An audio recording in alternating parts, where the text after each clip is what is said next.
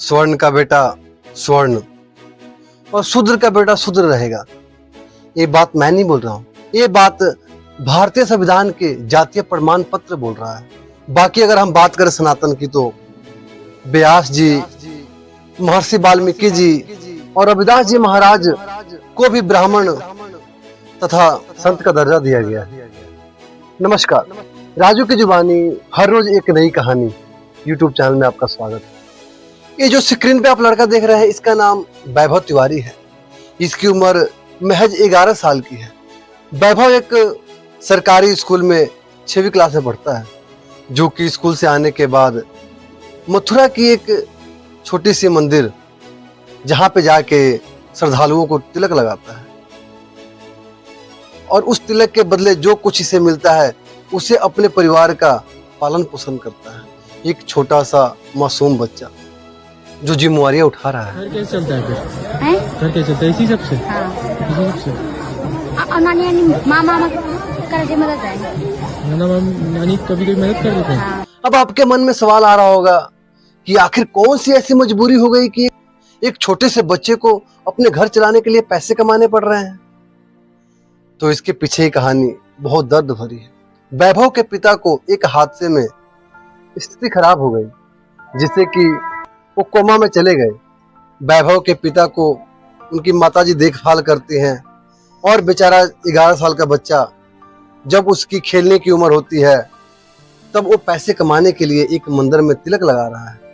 तभी कहते हैं जिम्मेवारियां छोटों को भी बहुत जल्द बड़ा बना देती है, जिससे कि वैभव के बचपन का बचपना छीन लिया। लेकिन सरकार के नजर में वैभव गरीब नहीं है, क्योंकि वो एक स्वर्ण समाज से आता है। यही नहीं, प्रतापगढ़ की 2 बहनें साक्षी शुक्ला और गार्गी शुक्ला, इनके पास न घर है, न जमीन है और ना ही पिता है। पिता के देहांत के बाद इनकी आर्थिक स्थिति बहुत खराब हो गई। लेकिन सरकार और वामपंथियों के नजर में इनको आर्थिक मदद की जरूरत नहीं है, क्योंकि ये 2 लड़कियां एक स्वर्ण समाज से आती हैं। हालांकि प्रतापगढ़ के बीजेपी नेता आलोक पांडे ने साक्षी शुक्ला और गार्गी शुक्ला के पढ़ाई और शादी का सारा जिम्मेवारी उठाने के लिए वचन दिया।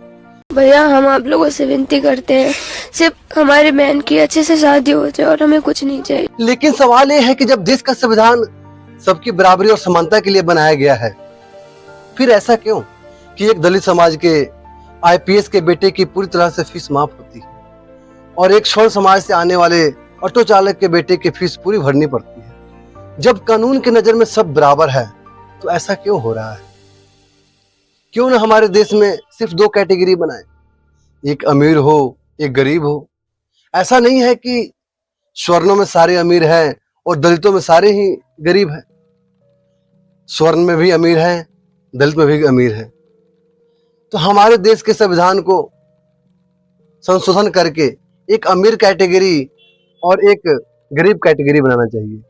उस गरीब कैटेगरी में चाहे स्वर्ण हो, चाहे शूद्र हो, चाहे दलित हो, कोई भी हो, सबकी आर्थिक मदद होनी चाहिए। जब एक स्वर्ण किसी एसी एसटी के ऊपर कोई टीका टिप्पणी नहीं कर सकता है, कुछ बोल नहीं सकता है, उसे एसी एसटी एक्ट के तहत सजा सुनाई जा सकती है। फिर एक बेवकूफ आदमी जो स्क्रीन पर चल रहा है, कैसे खुलेआम एक स्वर्ण समाज से आने वाली लड़की रुचि तिवारी को गाली दे रहा है और बोल रहा है कि तुम पटना में आओ, हम तुम्हें रात भर नचाएंगे। तिवारी को मैं कह देना चाहता हूँ, तुम बिहार आओ पटना, चमरान जी के गाना पर तुझे इतना नचाएंगे कि बोरा भर के जाएगी पैसा। तू निचता की सारी हद पार कर दी है, लेकिन अभी तक ये आदमी खुलेआम घूम रहा है। इसलिए सवाल खड़ा होता है कि जब देश एक है, संविधान एक है, तो न्याय का विधान जाति के आधार पर अलग अलग। अगर आपको जानकारी अच्छी लगी तो मेरा यूट्यूब चैनल राजू की जुबानी को सब्सक्राइब करें और मेरी वीडियो को लाइक शेयर कमेंट करें। जय हिंद।